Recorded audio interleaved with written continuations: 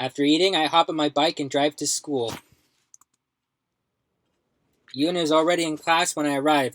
She waves as I walk in and I sit beside her. Hey, Yuna. Hey! Oh, thank God. Okay. She wears a wide grin and fidgets with excitement. You seem like you're in a good mood. I am. She pauses. Aren't you? I guess so. I thought you'd be a little more excited than that. Really? How come? She seems confused. Well, I guess I just assumed that this had been hard for you, and I thought I'd helped bring you some relief. What? What? What are you talking about? You know, I found you a sponsor. Oh! That's amazing! How did you manage that? I called in a favor, but that doesn't matter. I've already set up your account with them, and repairs are underway. They started as soon as the paperwork was signed, so your gears will be as good as new in time for the match today. Thanks, Yuna. I don't know how to thank you. She blushes. You don't have to. I promised I'd find you one, and I always keep my promises. I don't know what I'd do without you. You're a lifesaver. Really. Ever since the beginning when she got me that parking pass, she's been one giant help. Yuna blushes deepens and she seems pleased by my words. You should come meet the team before the match. We can share the good news together. Sure, as long as I won't intrude on anything. You won't. She nods. So I know we won't get our scores back this class, but how do you think we did on the project? I'm sure we did really well. Yeah, me too. We worked great together over the weekend, and I'm glad I had someone who was as interested in the project as I was. I feel the same way. Our discussions helped us build really strong arguments, and I'm sure we'll get a really high mark. So we've made it through a whole week, guys. That deserves a pat on the back. Congratulations, we did it! Let's go. And those are some pretty confident words. Yuna blushes. I guess I'm just feeling lucky to have such a great partner. I can't help but grin at her words. As our conversation winds to a close, the professor comes in and starts the class.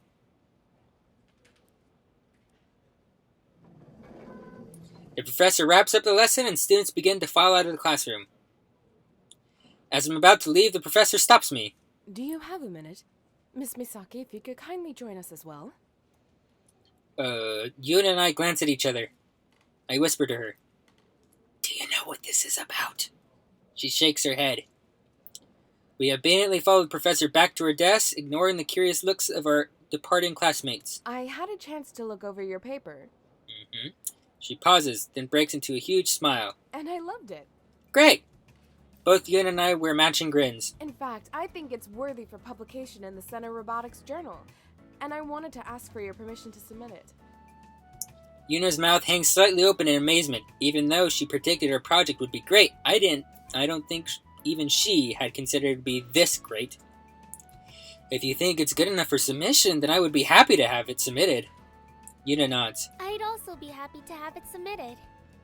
Great. Stop by my office hours when you two have a chance and we can go over the edits. Once that's all done, I'll handle the submission paperwork so you two don't have to worry about any of the logistical details. Congratulations, and I hope you will keep up your hard work. Thank you. Thank you, Professor. Thank you. Bye. As we are dismissed, we gather up our belongings. Can you believe it? I knew we'd do well, but I didn't dream we'd do that well. Yuna's excitement is infectious as a bright smile lights up her face. Yeah, it seems a little hard to believe. This just proves we make a great team. Maybe we'll have more opportunities to work together. I hope so. We head out of class together. I can tell today is going to be a great day. Yeah, it's gone well. I have a bad feeling about the match, though. I want to text my team, but when I reach into my pocket, I find empty air. Damn. My phone's still in my gear, which is still undergoing repairs. Yuna walks beside me. How much longer do you think it will be until the repairs are done? Probably most of the afternoon. That's how long it usually takes, if I remember correctly. Okay. Is something wrong? I don't want to tell her my phone is in there. That might bring up some awkward questions about what it's doing in there. Just tell them. It's not that bad. Oh, God. I recall the team's reaction from yesterday, and I'm confident in my decision to avoid the topic. I'm just eager to check up on my gear. She nods understandingly, a small smile on her lips. When should I come meet the team? How about once the repairs are done? We can meet in front of the hangar and I'll let you in. Great, I'll see you then. Yuna slings her bag over her shoulder and heads off. I really should text my team about the repairs now rather than later. It should be fine to go collect my phone. I make my way to the hangar, but Eagle isn't in its usual dock. They must have moved it so they could complete the repairs without any chance of accidentally harming the surrounding gears. I circle around the hangar until I come upon an enclosed area in a far corner, well away from the parked gears as I approach, and I can hear the whir of machine muffled through the heavy doors, which are open ajar. I peek inside and see Eagle and Emerald surrounded by a group of mechanics. I push on the doors, but before I can enter, one of the mechanics jogs over to me. Sorry. Only personnel may enter here. My gear's in here. Then it's undergoing repairs right now. I know, but I need to get something from my gear. You can get it when repairs are complete. Ugh. Actually, I need it now. Why? What is it? This is so embarrassing. Make up something really important. Just let me get it. I gotta tell him. I mumble out my response. It's my phone. I left it in the cockpit. What? My phone. What is your phone doing in your gear? I was charging it. The mechanic crosses his arms. Your gear is not a charging station. I know. He sighs. All right. Which gear is yours? I point to Eagle. Wait here. He closes the door. After a few minutes, he returns with my phone in hand.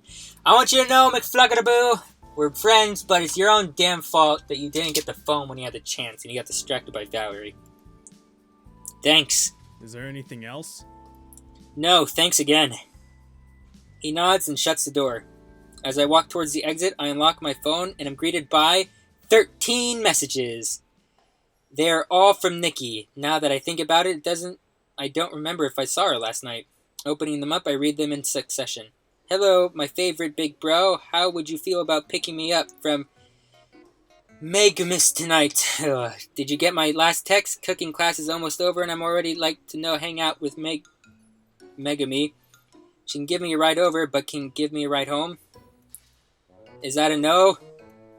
If you don't want to get me, then you should just say so. Fine, I'll take the bus. Are you mad at me? What did I do? Whatever. It is, I'm sorry. Please don't be mad anymore. Dude, why are you ignoring me? Just tell me. Wow, okay, I literally make all your meals and you can't even do this little favor for me. Stop being such a jerk. I'm on the bus now, thanks to someone. Guess whose team now has a sponsor and their gears are already undergoing repairs? Oh, that last text sent from Yuna this morning before class. Well, this explains a lot. No wonder Nikki was so moody this morning. I'm sure once I tell her it was all misunderstanding, she'll be fine. I shoot my team a text. Gears undergoing repairs. Meet in the hangar in 2 hours. Now that that's taken care of, I still have a lot of time to kill. I wonder what I should do. Mayu or Valerie? I'm curious about the whole gear thing, so let's talk to Valerie. I still don't trust her. I decide to relax in the pilot's lounge. After grabbing a drink at the bar, I sip the tablets to watch the game, but a familiar face at a nearby table distracts me. Is that who I think it is? I make my way over and sit across from a petite girl with long blonde hair. Valerie. Her face lightens up when she sees me. What are the chances of us running into each other here? I was about to ask you the same thing. It must be fate. Don't think about it. How did you get into the pilot's lounge? Only pilots have access. Did fate let you in? She laughs and points to the bar. No, that guy did. The man she points to is a tall pilot with dark hair. How old is Valerie again? She's only a first year and she definitely isn't old enough to legally drink. What does this guy think he's doing? I watch as he pays the bartender and carries 2 beers back to her table. As he places one of the beers in front of Valerie, he frowns at me. Who are you? Someone who knows better. What does that mean? He's serving drinks to a minor. He has no idea. Who does this chump think he is? Never mind, have a seat. Cautiously, he sits down and passes Valerie her drink before she can take a sip. I turn to her. So how are you liking it here at Ace so far? It's great, of course. There's so much to learn and see. You're not feeling homesick? No. That's good. For your first year from home, it's always the hardest. First. The pilot stands up, nearly knocking over his chair. First year? Valerie smiles. Is that a problem? Why did you tell me you can drink? I can. Back in France. I'm not trying to get into trouble. Just forget about this. Valerie shrugs as he walks away. At least I got my drink. Nope. I intercept the beverage before she can drink it. Hey! That's mine! Well, it's mine now. Weren't you paying attention? You're underage. You can't drink. She crosses her arms and pouts. That's not fair. I've been drinking since I was 18. It's silly that because the age is so high here, I can't drink anymore. I get that. You're frustrated. But the school is very strict about its policies. If you're caught breaking the law, the consequences would be bad. How bad can it be? Like expelled bad. They're very careful, especially here in the pilot's lounge, where there is a grade that can't drink. Valerie looks softens, then her mischievous grin returns. I understand what you're saying, but I think you scared away my date not for my protection, but because you wanted me all to yourself. Nope. You've got it all wrong. I'm pretty irresistible. Don't flatter yourself. Huh. I snort. I just need to stay in school and out of trouble long enough for us to complete our assignment. After that, you can do whatever you want. Valerie smirks and leans over to the table. You've been thinking about our date then? It's not a date. But you didn't deny thinking about it. Whatever. I'm looking forward to it too. Well, you confiscated my drink and scared away my date. Guess there isn't anything left to keep me here. She stands to leave, but I stop her. I was planning on watching the match. Wouldn't you want to watch it with me? She sits back down and puts her elbows on the table, resting her face in her hands. That depends. Will you get me a drink? A soda, please. What kind of girl do you think I am? Oh, I know exactly what you are. You may fool all the rest of these people, but you can't fool me. I match her smile and stand. Sure. We spend some time together until I have to leave for class. I stop to grab a coffee at the campus cafe and sip slowly at the hot liquid. Repairs should be done by now. Time to go meet everyone. I finish the drink and and make my way to the hangar. McFluggadaboo doesn't smoke. That'd be crazy. As promised, Yuna is waiting for me in the front of the hangar doors. After a quick greeting, I swipe open the entrance. A different guard from last night sits in front of the doors. He barely glances at us as I lead Yuna into the hangar and towards my gear. Whoa! What the hell happened to Eagle? Holy shit! Once it comes into view, I freeze. The magnificent beauty that is a restored Eagle nearly brings a tear to my eye. I circle it, but can't detect even a scratch on its armor. If I didn't know any better, I would have never guessed this gear had just gone through a battle. Wow, they really did a good job, didn't they? It doesn't even look like the same robot. No. Realizing what she just said, she quickly backtracks. Not that your gear didn't look good before.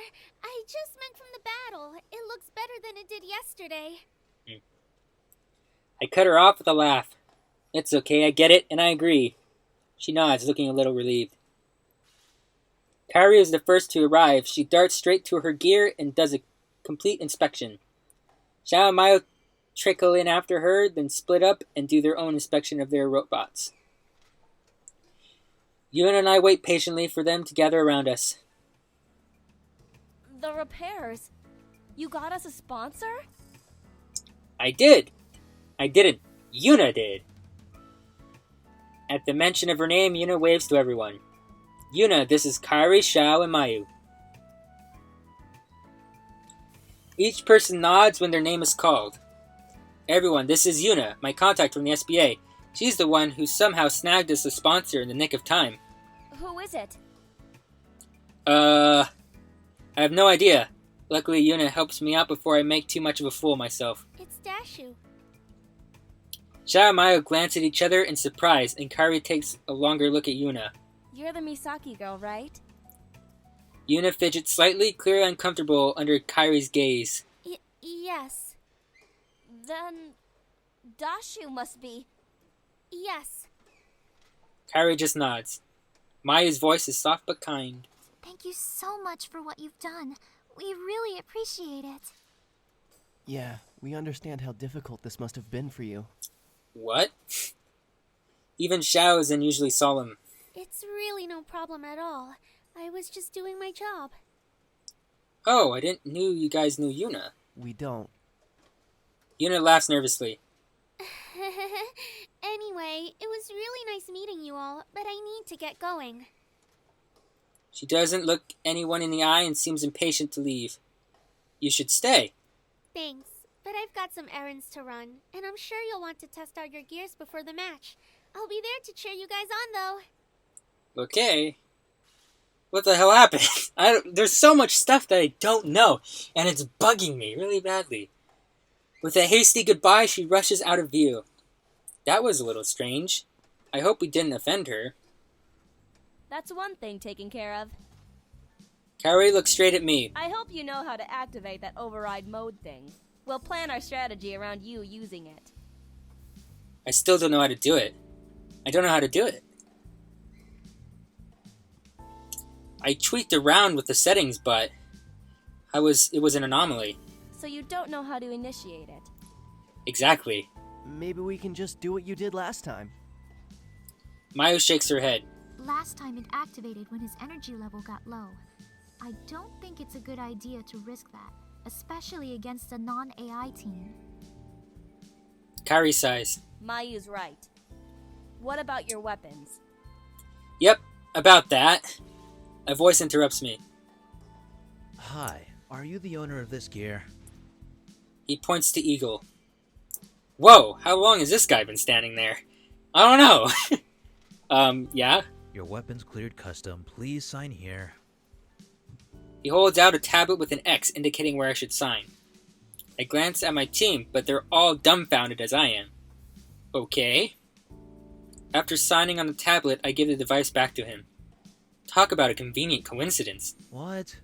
We've been emailing you for the last 4 days asking you to claim your weaponry. I'm only here because obviously you don't know what to do and I want to close this work ticket.